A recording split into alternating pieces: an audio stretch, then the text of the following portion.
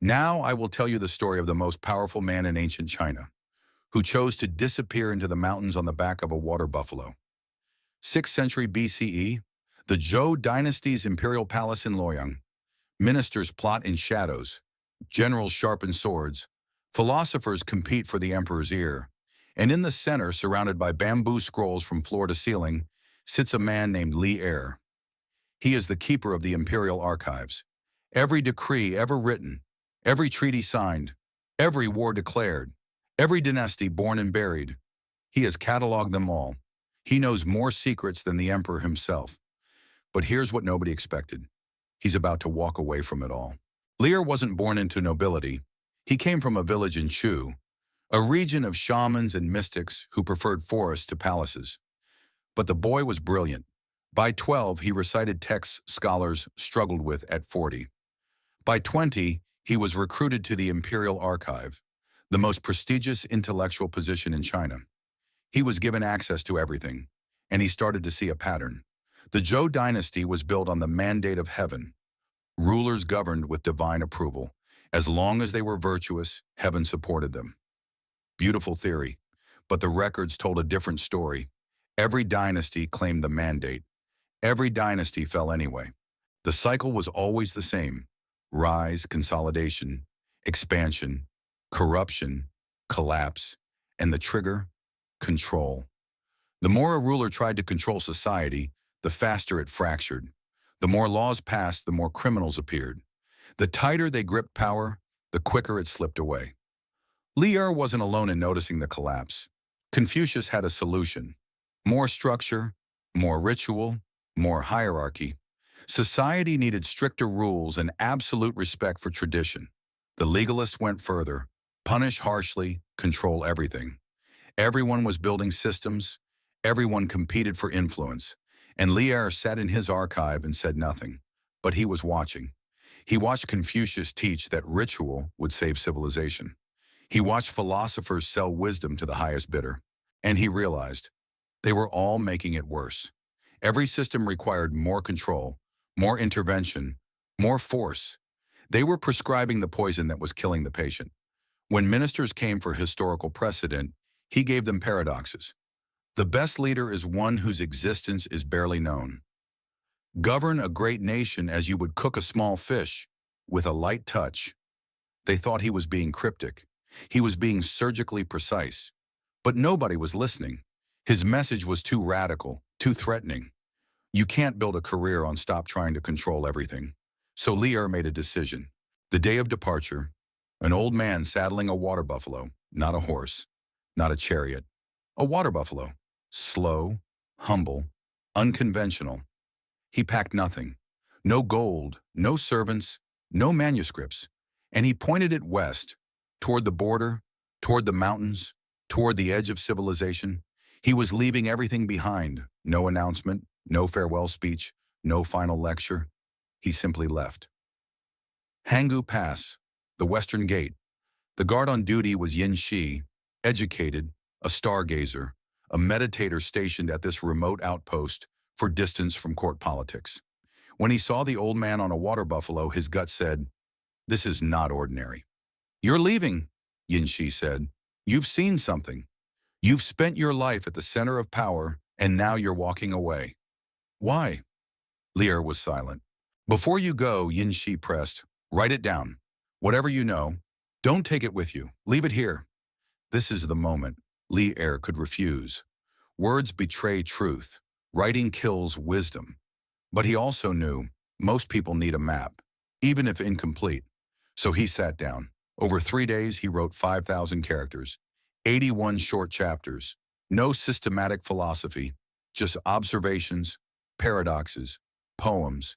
He wrote about water, valleys, babies, trees, war and peace, leadership and letting go. When done, he handed the manuscript to Yin Shi. The Tao Te Ching, the classic of the way and its power. Then Li Er climbed back on his buffalo and continued west, and he was never seen again. We don't know what happened. Some say he died in the mountains. Some say he traveled to India and taught the Buddha. Some say he never existed, that Lao Tzu was a title for multiple sages. And here's the beautiful part. It doesn't matter, because the disappearance is the teaching. Every other philosopher built legacies, schools, disciples, institutions. Lao Tzu left behind nothing. No school, no disciples, just a text that contradicts itself. And by doing so, he avoided the trap. When you build an institution around an idea, the institution eventually replaces the idea. His absence became his most powerful teaching. Oh, what is the Tao Te Ching saying? Core Concept 1. The Tao, the fundamental pattern of reality, the flow, the current. It's how water flows downhill, how seasons change, how trees grow toward light.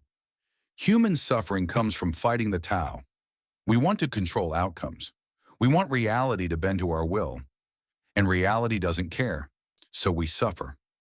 Core Concept 2. Wu Wei, usually translated as effortless action. People hear that and think, be passive, do nothing. Wrong. Wu Wei is not about doing nothing. It's about not forcing. It's a farmer planting seeds versus trying to make them grow by pulling shoots. It's a sailor using the wind versus rowing against it. Wu Wei is strategic action aligned with reality. In a world obsessed with hustle culture and grinding, Wu Wei is revolutionary. Core Concept 3. The power of weakness. The soft overcomes the hard. The weak overcomes the strong. Water is soft. Rocks are hard. Over time, water carves through mountains. Trees that bend in the wind survive storms. Rigid trees snap.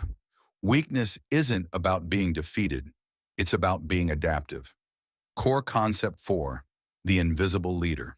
Chapter 17. The best leaders are those the people hardly know exist. When the best leader's work is done, the people say, we did it ourselves. The best leader makes themselves unnecessary. This is the opposite of every strongman, every guru, every micromanager. If your leadership is working, people shouldn't even notice you're leading. The modern connection. Lao Tzu's ideas challenge something deeper than politics, the human ego. Modern life. We curate social media to control perceptions. We optimize schedules to control productivity. We try to control children, employees, partners. We are control addicts, and we're exhausted, burnout, anxiety, depression, all at epidemic levels. Why? Because we're trying to force reality to match expectations. And Lao Tzu, 2,600 years ago, diagnosed this exact disease. A modern example. You're leading a team. There's a problem. Option A, micromanage every detail. Check every decision. Result, you're stressed. Your team resents you. Innovation dies. Option B, set clear principles. Trust your team.